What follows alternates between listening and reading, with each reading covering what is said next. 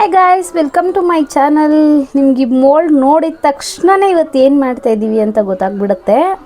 ಇದಕ್ಕೆಲ್ಲ ಒಂದು special ingredients ಹಾಕಿ home made soap ತಯಾರು ಮಾಡ್ತೀವಿ ನಾವು. ಅದು ಹೇಗೆ ಮಾಡೋದು ಅಂತ ಇವತ್ತು ನಾನು ನನ್ನ ವಿಡಿಯೋದಲ್ಲಿ ತಿಳಿಸ್ಕೊಡ್ತೀನಿ. ಬನ್ನಿ ಟಕ್ ಅಂತ ನೋಡೋಣ ಹೇಗೆ ಮಾಡೋದು ಅಂತ.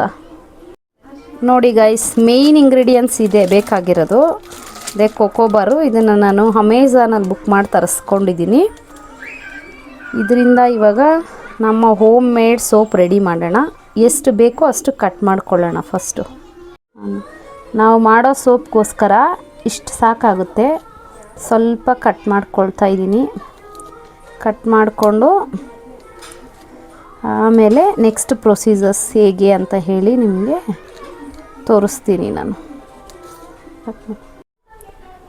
ನೋಡಿ ಗೈಸ್, ಫಸ್ಟು ಒಲೆ ಮೇಲೆ ನೀರು ಇಟ್ಕೋಬೇಕು. ನೀರು ಇಟ್ಕೊಂಡು ಆ ನೀರನ್ನು ಚೆನ್ನಾಗಿ ಕುದಿಸ್ಕೊಬೇಕು.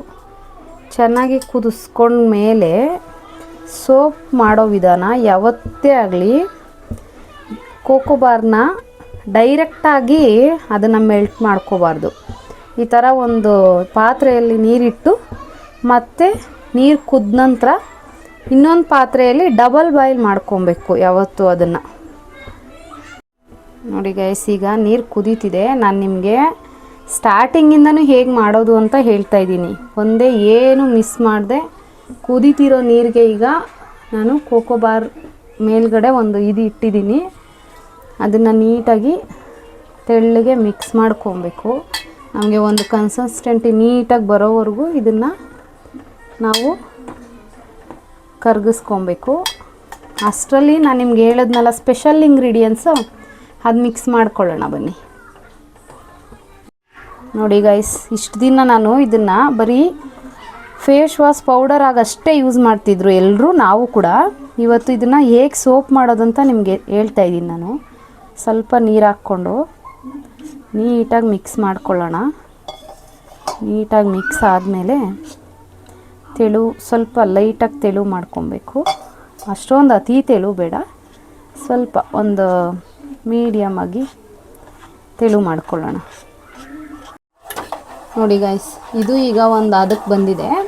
ಮತ್ತು ಇವಾಗ ನಾವು ಕಲಿಸ್ಕೊಂಡಿರೋದನ್ನು ನೋಡಿ ಈ ಹದಕ್ಕೆ ಕಲಿಸ್ಕೊಬೇಕು. ಇದಕ್ಕೆ ನಾವೇ ಯೂಸ್ ಮಾಡೋವಂಥ ಹರಳೆಣ್ಣೆ ಸ್ವಲ್ಪ ಹಾಕ್ತಾಯಿದ್ದೀನಿ. ಹರಳೆಣ್ಣೆ ಇದು.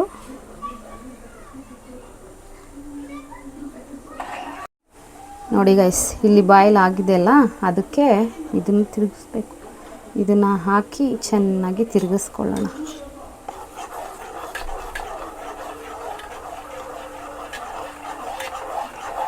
ಸ್ವಲ್ಪ ಇದರಲ್ಲಿ ಸ್ವಲ್ಪನೇ ಉರಿಯಲ್ಲಿ ಚೆನ್ನಾಗಿ ಸ್ವಲ್ಪ ಹೊತ್ತು ತಿರುಗಿಸ್ಕೊಬೇಕು.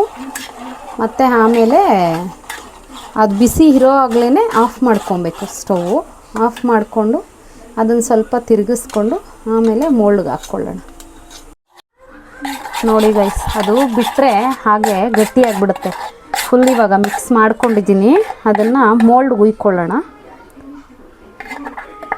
ಕರೆಕ್ಟಾಗಿ ಒಂದು ಸೋಪು ಆಗೋಷ್ಟೇ ಆಗಿದೆ ಗಾಯ್ಸ್. ನೋಡಿ, ನಾನು ಅಂದ್ಕೊಂಡಿದ್ದು ಇವತ್ತು ಹಾಗೇ ಒಂದೇ ಒಂದು ಸೋಪ್. ನನ್ನ ಮಗಳು ಕೇಳ್ತಿದ್ಲು ಹಾರ್ಟ್ ಶೇಪು ಸೋಪ್ ಮಾಡಿಕೊಡಮ್ಮ ಅಂತ ಹೇಳಿ. ಒಂದೇ ಒಂದು ಸೋಪ್ ಮಾಡಬೇಕು ಅಂತ ಅಂದ್ಕೊಂಡಿದ್ದೆ ನಾನು. ಬಟ್ ಅದು ಕರೆಕ್ಟಾಗಿ ಒಂದೇ ಒಂದು ಸೋಪ್ ಆಗಿದೆ ನೋಡಿ ಗೈಸ್. ಮತ್ತು ಇದು ಡ್ರೈ ಆಗಬೇಕು. ಡ್ರೈ ಆದಮೇಲೆ ಮತ್ತೆ ಅದು ಹೇಗೆ ಬರುತ್ತೆ ಅಂತ ತೋರಿಸ್ತೀನಿ ನಿಮಗೆ. ನೋಡಿ ಗಾಯ್ಸ್, ಈಗ ಸೋಪು 24 hours ಆದಮೇಲೆ ಹೇಗೆ ಬಂದಿದೆ ಅಂತ ನೋಡಿ. ಈಗ ಬಂದಿದೆ ನೋಡಿ. ವಾವ್, ಸಖತ್ತಾಗಿ ಬಂದಿದೆ. ನಾನು ಹಾಕಿರೋ ಹರ್ಬಲ್ಸ್ ಎಲ್ಲ ಮೇಲೆ ಕಾಣಿಸ್ತಾ ಇದೆ. ನೀವು ನಿಮ್ಮ ಮನೆಯಲ್ಲಿ ಮಾಡಿ ಗೈಸ್.